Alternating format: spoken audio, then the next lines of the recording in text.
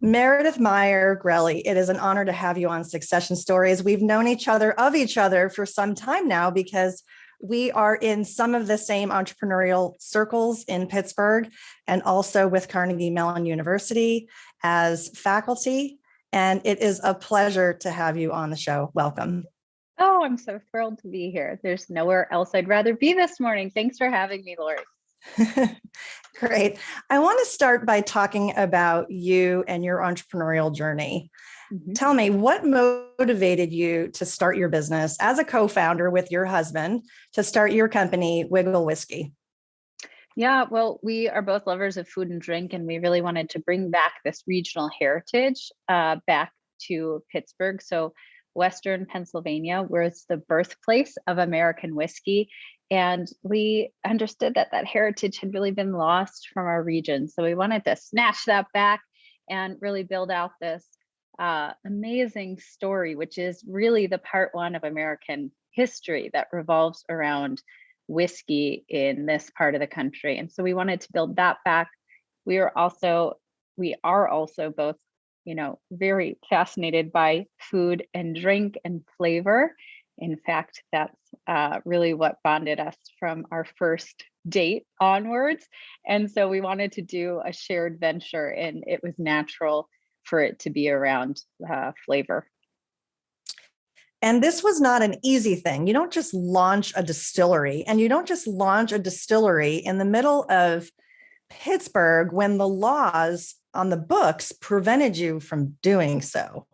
There's a little bit of a history lesson here that maybe we just need to share, because your journey started with a little bit of a government battle, right? You had to get new legislation to even open your business, as opposed to, hey, I'm going to open a Shopify store, and push a couple of buttons on the internet. You had to go to the Capitol. You had to go to the state Capitol. Yeah, there were some regulatory hurdles that we had to climb. So we really wanted to create a distillery that was built around education, storytelling, experience, where we could help consumers understand how our spirits were made and then sell directly to them, which was a pretty different model than the traditional distributor model that existed in liquor really prior to 2012.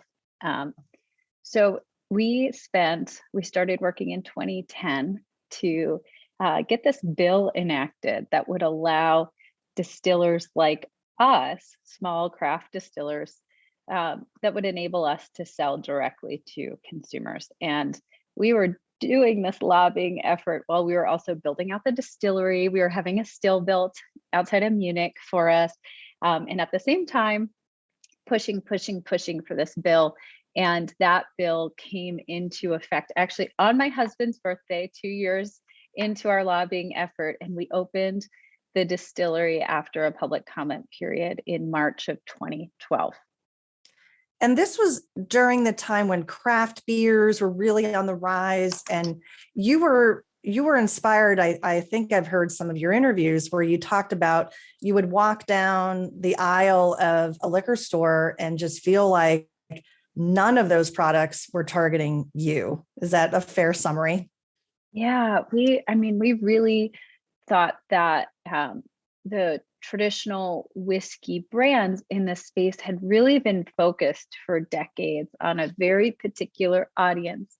And in our consumer focus groups, when we were starting up, and we had 2 years to talk to people because we were waiting for this law to change, we would ask people, what do you think of when you think of whiskey?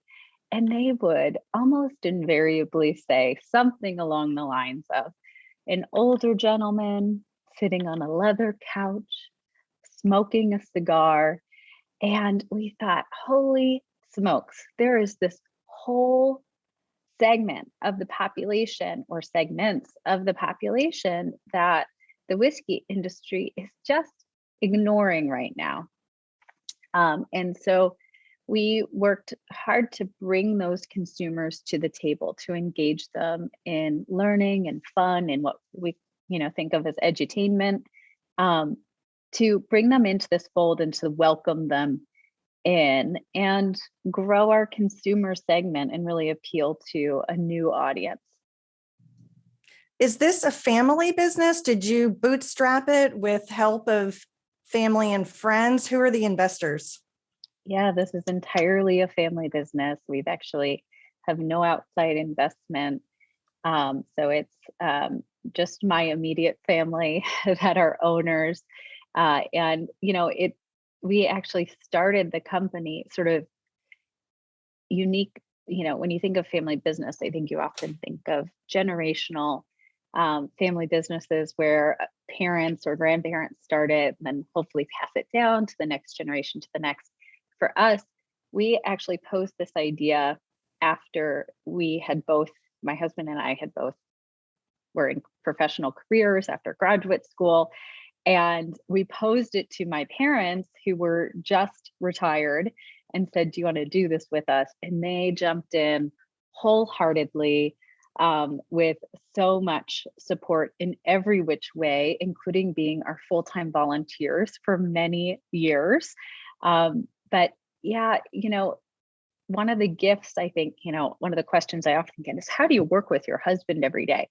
And that to us is actually one of the great gifts of this business. We both had sort of more traditional corporate jobs prior to this, and we were just amazed by how much time we spent with people other than our family. And so that's been one of the real positives to starting a company together. Not to say that there aren't.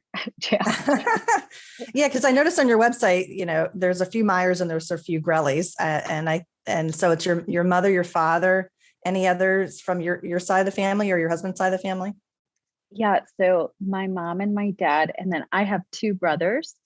One who was more involved in the day-to-day for the first number of years of sort of startup phase. And then his wife got a great job in Santa Barbara, and they ended up moving about 7 years ago or so out to California.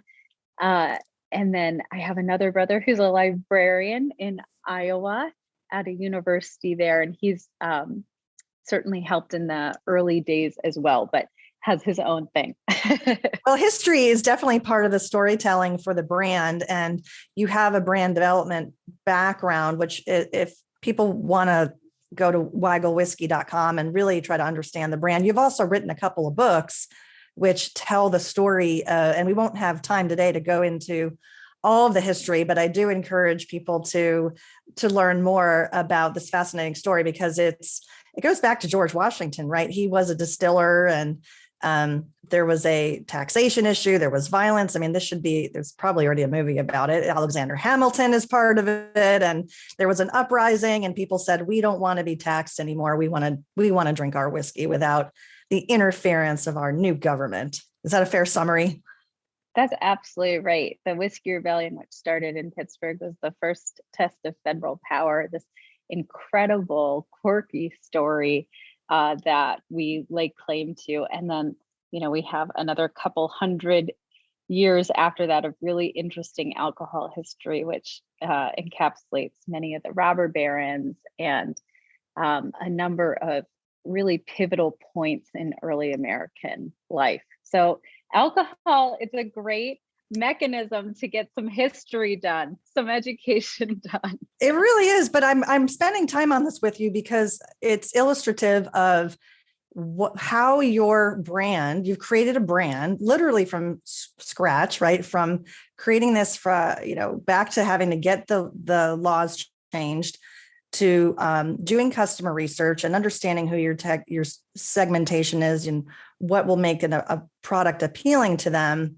which is really what I want to shift into now, talking about growth and differentiation. And talk about the product development side, talk about the experience branding, how that's helped your business grow, and maybe just give us a sense of at your pre-pandemic size, which we'll talk about the pandemic in a moment. How big did the company get at its largest point? Yeah, well, the company it continues to grow. It grew throughout the pandemic. We've become more efficient in terms of headcount, in large part because of necessity, because of the changing labor force. But the company has grown, and I should say companies, because we have a sister cider company called threadbare cider and mead as well. But both are really built on this, like you said, Laurie, this storytelling.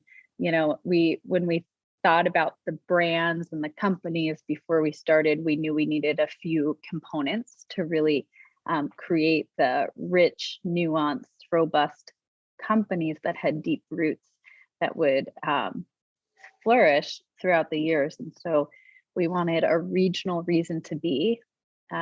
Why should we make whiskey or cider here in Pittsburgh? We wanted an agricultural system that would support our production. And so for whiskey, that's rye, corn, wheat, and even some barley. For cider, that's apples. And for mead, that's honey. We needed the real estate, which has turned out to be one of the more challenging pieces of putting these businesses together. And of course, we needed consumer interest.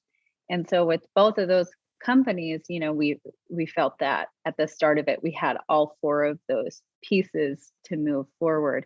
And when we had all of those pieces, we felt confident we could create these really enriching experiences for guests that are built largely around history storytelling, product learning, and interactive experiences that create these long-lasting relationships with our customers. And we're able to do that hopefully in a more impactful way than, the 15 seconds on shelf or 2 seconds on shelf you get with consumers when they're perusing a liquor store aisle. So that's allowed us to really focus on innovation. I think, like you've hinted at, Laurie, we've focused about 10% of our production capacity to new products every year, which means that we have a really unwieldy portfolio. We are always sort of pushing on the edges of our production to find new areas of interest, to feed our production team's interests, and also to explore areas that consumers have reported to us that they want us to explore. So that's resulted in some really beautiful products that we think is really sort of our responsibility as a craft distiller to produce. So one of those products, for instance, was a saffron Amaro, which we produced for the first time a few years ago. And the story with that product was we heard of this farmer in Eastern Pennsylvania in Lancaster who was bringing back this tradition of growing saffron from crocus flowers, which the Pennsylvania Dutch used to grow in a significant amount to use in things like pot pies, right? And so we wanted to celebrate that piece of storytelling and agricultural history in Pennsylvania. And so we produced this beautiful Amaro with saffron, which is a very expensive ingredient, but really produces a very unique flavor. And I should say it was one of our distillers, Michael Folia, who came up with and developed that product. And it brought home our National Innovation Award from our industry. So it's those kind of products that it would be harder for a large distillery to dedicate resources to bringing to life, but which we feel is really our role in the industry to continue to dream up and produce that kind of product. I love that you said you have 10% of your budget dedicated to innovation. Do you have someone on staff whose role it is to lead your innovation processes? Yeah, it's now bred in the bone throughout the team. So we use a pretty robust innovation step process where we develop our new products. And we are constantly training cross-functional team members in that process so that we have a biweekly innovation get together where we look at all the products in the pipeline and continue pushing forward on ones that are working and talk about customer discovery on those that are in process and kill projects that don't make sense anymore. But really, we have one leader on the production team who is really the project manager for both companies for innovation. And then we have cross-functional team members from across the company participate in the customer discovery work for new products, because we think it's important that front of house team members, sales team members, marketing team members sit with customers on a regular basis and listen to what they are saying and telling us, and really hone in on that empathy that we try to maintain throughout the organization. Listening is a really powerful tool.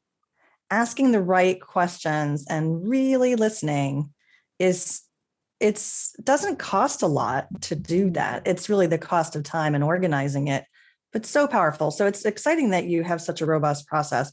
And I should have had you talk about the size of the company, maybe some of the locations, just to give I'm in Pittsburgh and I'm a customer of yours. I've been to, your thing is your first building, the distillery in the Strip District, which is really, is it fair to say that's the flagship location?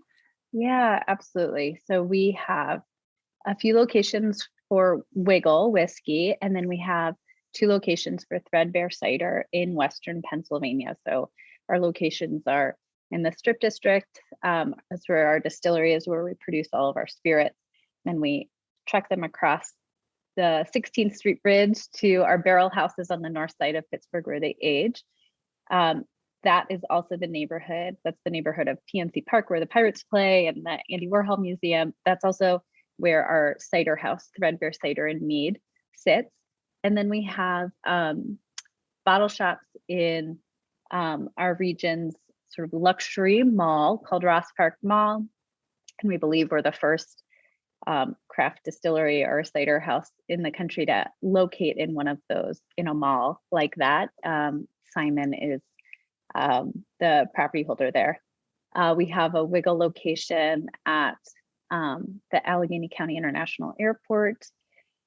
And we're looking at additional sites now for potential future additional locations. And then outside of, within Pennsylvania, we're distributed in about 300 stores. So if you're near a fine wine and good spirits store, you can find our spirits there, or a Giant Eagle, you can find our cider there. And then beyond Pennsylvania, we are distributed in about a dozen states. That's amazing. And happy anniversary. This is your 10th year as a business, is it not? Thank you. It is. Yes. It's a long journey to get there. Yeah. Your daughter, it's the same age as my daughter. Yeah. Business. And so you launched a lot of things at the same time. Grown up together. Yes. It was not planned that way, but that's how it happened. So it's family business and business of the family. I got you. Yeah. Well, that's awesome. Let's talk about the pandemic. Lots of companies had to go through some changes. And I've been recording this show pretty much since the beginning of the pandemic, and it wasn't always a focus of the show, but it was somehow we talked about it. And it was always really around the theme of resilience. How are we getting through this tough time? It feels now, here we are recording this, and I'm about 100 conversations almost into this theme of how do we continue forward? How do we grow? How do we transition? How do we innovate? Mm-hmm. With the benefit of the rear view mirror now, when you look back on the last couple of years and the changes that you may have had to make in the business, whether they continued on or they were temporary, maybe you could talk a little bit about that, of the company's experience and your experience as a leader during the height of the pandemic. Yeah, the pandemic for us was, there were challenges and there were gifts. At the start of it, we had just renovated our main location, the distillery, $3.5 million expansion to include a new restaurant, bars, new tasting room, bottle shop. And we opened on Friday, March 13th. 2 days later, the governor shut it down. So we were open, for 48 hours or so before the first shutdown. And at the time that felt devastating.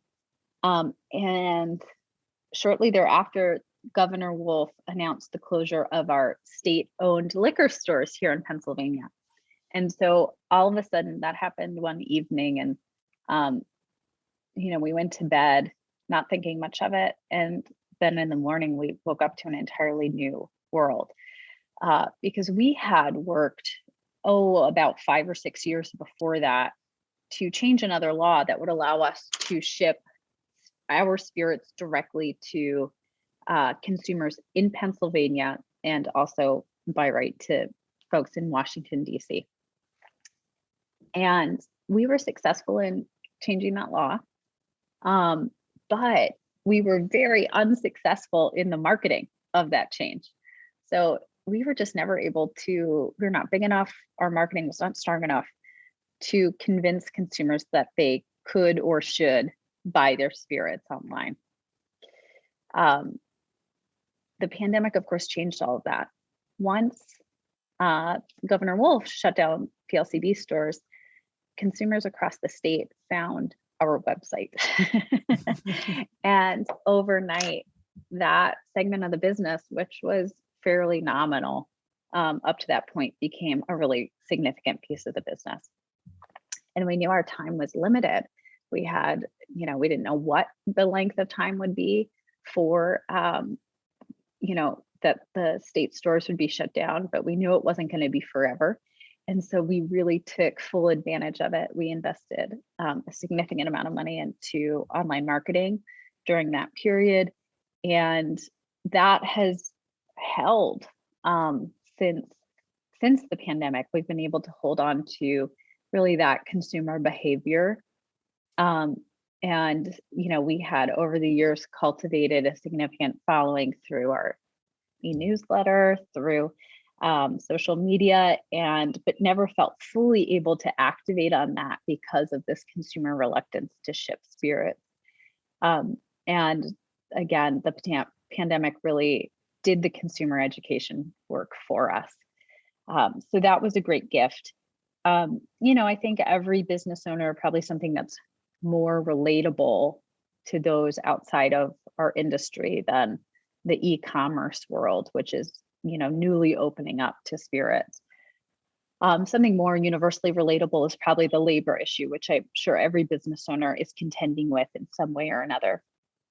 And we had started a pilot program aimed at retaining particularly our production team members pre-pandemic, where we, instead of doing the traditional annual review, raise every holiday season, that kind of thing, we started putting together growth plans that were metered out every 3 months with raises and mini promotions on a much more frequent basis. And we found that aided retention significantly. And so throughout the pandemic, it was only natural that we started to deploy that over a variety of other groups across the company. And that's helped us certainly to actually grow retention over this period, which is a strange thing to say. And we've also been able to really consolidate roles that were once we relied on a lot of part-time labor. And we've found that we've really had to shift that model so that now we're really built on far more full-time roles to remain competitive in the labor market. And I don't see that piece shifting too soon. So was the shift, I think I saw numbers wise, you were 100, or it was over 100 employees at some point. And I don't want to get the number wrong, 168, I think I saw. Yeah, that's about right. And then what would you say you're today after all that optimization and shifting of roles and strategy? I think we're, I want to say somewhere just below 100.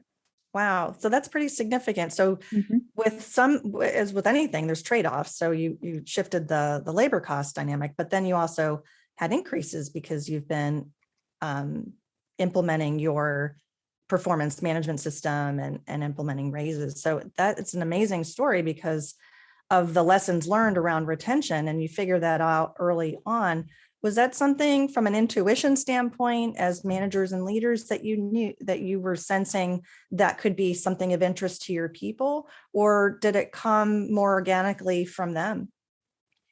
We had been trying to get our heads around this for some time because we felt, I'm an elder millennial, but as such, I sort of ascribe to probably not the true heart and soul millennial mindset. And the we have a wide ranging staff in terms of demographics, but truly folks who tend to find us for jobs tend to be in that 25 to 35-year-old age band. And what we found with those staff members was that they had, even pre-pandemic, very different expectations around what career trajectories should look like. So, my husband and I both, were at these corporate jobs where he was a corporate lawyer, and it was, you do this associate thing for 7 years and then you become a partner, and hopefully you get a few good jobs in between and some bonuses, but that's the deal. And I had a similar, 7 years to marketing director with incremental raises, but biannually, but like 2 years to get, and that just didn't fly. It just didn't fly. And so we probably spent the first couple of years saying, oh, why are these kids' expectations so wildly out of whack? And then we said, you know what, we gotta stop sounding like that. We have to figure out how to meet the needs of our team members. And this model that we had been operating under just does not. And we're not going to accomplish anything if we keep asking, why doesn't it? So we just committed to rethinking everything and being very open to what their needs and asks were, as much as the business could, of course, support. And we've found that it's been far more successful this way. We've also gotten rid of the annual performance review. Now we just focus on growth plans. And we have a team member who's been with us for 8 years. And, when we did that, she said, oh, thank goodness. I just never felt good after a performance review. Even if it was a good performance review, I just never felt good. But I feel good every time I talk to a team member about their growth plan. Oh, that's amazing. That's amazing. What a difference. Yeah. Congratulations on that. Now, we're going to talk about you and your transition as a leader, because as the founder, co-founder, you're there day to day, the blood, sweat, and tears. Mm-hmm. This is not an easy ride as an entrepreneur. We all know that. And here you are at this point, we're recording during the day. You're not at the office. you're in a different place and you're recording with me. And also you're a faculty member at Carnegie Mellon. So there was a time shift there for you over some period of time. And I want to talk about that. I want to explore that. When did you start to think about stepping away from the day-to-day? And how did you make that happen? How did you become replaceable, right? If someone else is helping lead your role on more of an active basis in the operations or in marketing, whatever role you played the most, spent the most time. Mm-hmm. Can you share a little bit about your experience there? Yeah, this happened for us in stair steps, in sort of realization stair steps and action stair steps. So it wasn't a revelation all at once or a belief. I think for a long time we felt like we shouldn't be doing the things that we're doing. This isn't, the level of detail at which we're operating is not good for the business, but we still couldn't figure out quite how to extricate ourselves from some of them. And what I found is that you just have to extricate yourself and people will fill in. They rip off the Band-Aid. Yes. So the first step really for us was, pre-pandemic, we started developing these growth plans for leaders and saying, here's where we want you to be in, over the next 2 years. And really, we created those in part by parceling off things that we really felt we shouldn't be active in. And we said, we're going to be patient about this. We're looking at it from a 2 to 3 year view. And then the pandemic happened and all of that accelerated because we're a hospitality business, a part of it. We're also a manufacturer. there's a lot of pieces to the business, but part of it's hospitality. And so when our hospitality operations shut down over the pandemic, we had all these team members. We didn't let any full-time team members go. So we had people that we could really focus on their development. And so we became much more active in that leadership development, feedback, actively managing people's growth plans. And then for me personally, Carnegie Mellon a year ago approached me about a full-time role. I had been adjuncting, as you know, in the entrepreneurship courses at Tepper for a couple years. And they said, this full-time role has opened. Would you be interested? And I said, well, let's, now we've got 4 months to really get everybody, make sure everybody's okay. And then I'm going to do it. And that'll be the test. So we doubled down on the growth plans from spring through summer last year. And we attached financial incentives to the growth, to each individual leader. And lo and behold, they all met the growth targets. And in the fall, I really, truly stepped away because I just had to, because of this new other obligation. And I will tell you, the business is running now better than it did when I was trying to micromanage everything, which is a terrible tactic and one that I employed far too much. And everyone, including, all of our team members, my family, everyone is much happier this way. That's a great illustration of what I talk about a lot on this show. Is it's somewhat counterintuitive to say to a business owner, your business will run better, you'll be happier, and it'll be more valuable if you can step away and your business can thrive without you. You are now a case study. Congratulations. No, that's great. And I think I heard you say in an interview that you did when you talked about surrounding yourself with the right people. Some people do strength finders and they figure out, oh, I'm really good at these things. I'm not so good at these things. Let me hire people around me that can really boost up the areas that I'm not so strong. I heard you say that you hired to your strengths. Tell me a little bit about that. Yeah, I don't know if this is the right strategy, Laurie. But, definitely in terms of replacing myself, the things that Wigle, the brand and the company, and Threadbare, the brand and the company, are built on are quality, innovation, storytelling, experiential marketing, all of that. We've really built an internal team that is very proficient at. And those are all the things that I love and have been able to train team members in, and have also just been able to attract like-minded people too, who've wanted to grow a company in that way, because that's, they see it in the company. And so they're attracted to that as well, because like attracts like in that way. I think the areas that are less interesting to me are areas that we're probably less developed in. And I don't think that's ideal, but that's how the company has developed. And I think there's opportunity to grow the company in those other ways with some outside talent that's already baked a little bit. Because, a small company, our capacity to train and grow and develop is limited.